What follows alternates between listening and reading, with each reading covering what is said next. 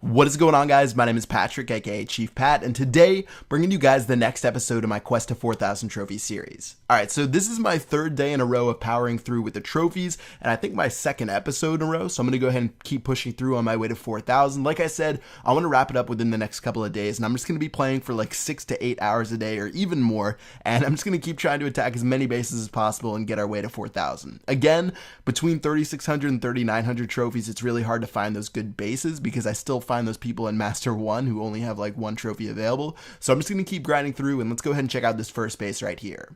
So this is Mika from Finland, and if you guys remember the clan name, this is actually one of the clans that I broadcasted in the Finnish Clash event, so it's pretty funny to attack this base. I might have actually broadcasted one of this guy's attacks and talked about it on that live stream that I did, but overall this raid actually went really well. If you remember this base design, maybe you're an older clasher, but this is a design from 2013, 2014 when people would do this. I think it was before skeleton traps or any of that stuff had come out, and it was actually a pretty popular base design that would try to get the king and queen to sort of mess up and go around the base rather than go to the center. But fortunately for me, it worked out pretty well. The jump spells definitely helped out a lot.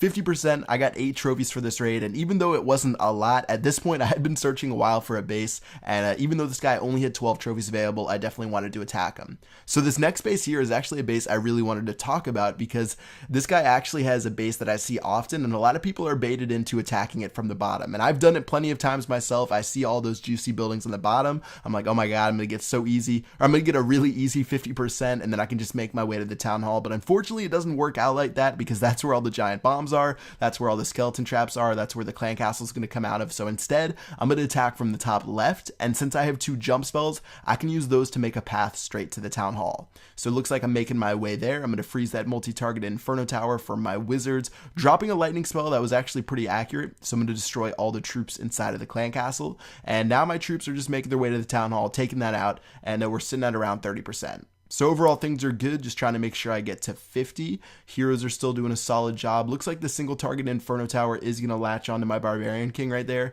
and take him out in just a second. So unfortunately he's going down, but luckily my Queen's ability will let her go invisible in case she gets logged onto. And yeah, she's going to shoot a couple more buildings. I still have some troops on the outside, and that should be able to get us to 50%. Alright, so right now, looking at where we're at, like I said in the last video, we ended at 3,760 trophies. I got another 15 for this one.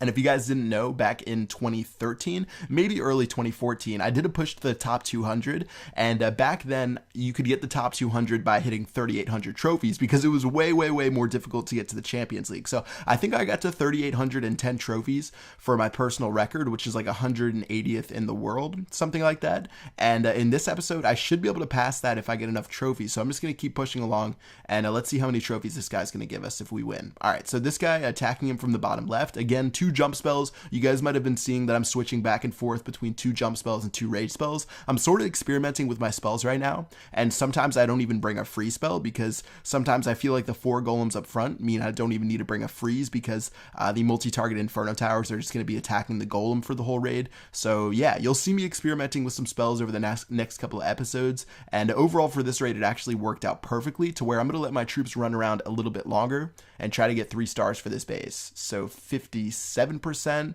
going to be attacking that beautiful wall right there. This guy did have a single targeted Inferno Tower, and usually I don't recommend that, but in this case it actually ended up taking care of 2 of my golems, and because of that, all my troops on the bottom left, if I had those 2 golems acting as bodyguards for my wizards, witches, and archer queen, I probably would have been able to get 3 stars, but because of that single targeted Inferno Tower, my troops weren't able to run there fast enough to save them, and overall I had to end the battle right there. So 80%, 8 trophies, definitely a solid raid. Let's go ahead and check out this one right here. And looking at this one, this guy definitely has a funky base design.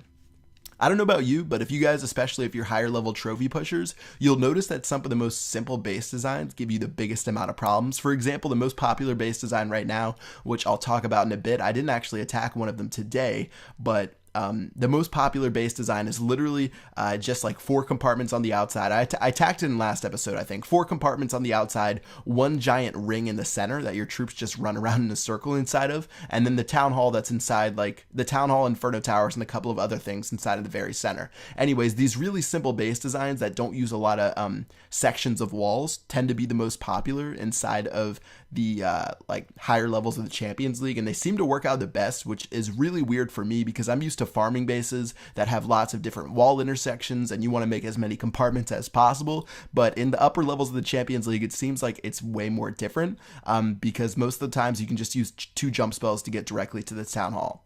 So overall for this guy, 47%, 49%, didn't turn out to be too difficult. If you guys actually saw the skeleton traps, they brought all of my troops back to the center. And for this one, I actually ended up getting 18 trophies because he had 27 available for the entire base. So really good stuff today. You can see I'm at 3,858 trophies total. Really nice. I passed my personal record, which was I think like 3,810. So pretty nice, even though it's obviously way easier since I'm not in the top 200, and it's definitely easier to get to Champions League nowadays, but still past my personal record, and we're definitely making great progress towards the top 200. So that's going to do it for this video. Hope you guys enjoyed it. I'm going to have another episode out tomorrow. Like I said, I'm going to be grinding at it every day, and I would be surprised if I didn't finish it up either by the end of the weekend or maybe on like Monday. So yeah, that's going to do it. I'll see you guys later. Peace out.